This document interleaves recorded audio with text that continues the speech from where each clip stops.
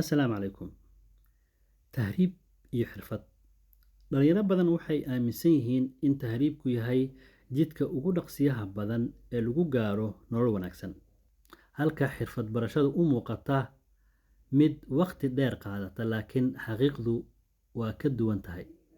Hal sano oo aad xirfad barato ayaa ka qiimo badan 5 sano oo aad tahriibto. Tahriibku waa waddo khatar ku dhisan.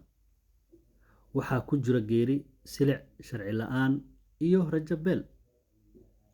Qofka tahriiba waxa uu gelayaa nolol aan dhammaad lahayn, halka waqti badan uu ku lumiyo sugitaan, cabsi, shaqooyin aan sharaf lahayn. Dadaalkaasi oo dhan mararka qaar waxa natiijo ah kama keeno. Dhanka kale, xirfaddu waa badbaado iyo maalgelin mustaqbal.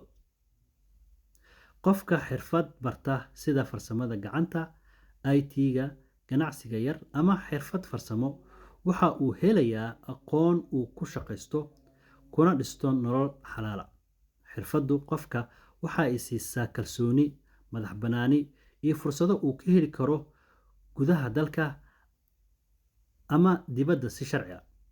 Doorka saxda ah ee dhalinyarada, qoyska iyo bulshada waa in la qiimeeyaa barashada xirfadda, waa in la fahmaa in guushu aysan degdeg ku imaanaynin, waa in la taageeraa dhalinyarada wax baranaysa, waa in la joojiyaa fikradda ah tahriibku waa xal. Ugu dambeyntii, tahriibku waa khatar nololeed, xirfaddu waa badbaado mustaqbal.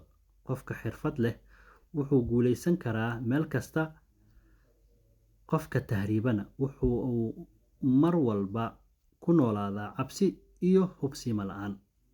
Fadlan wixii tala ah comment nagula wadaag.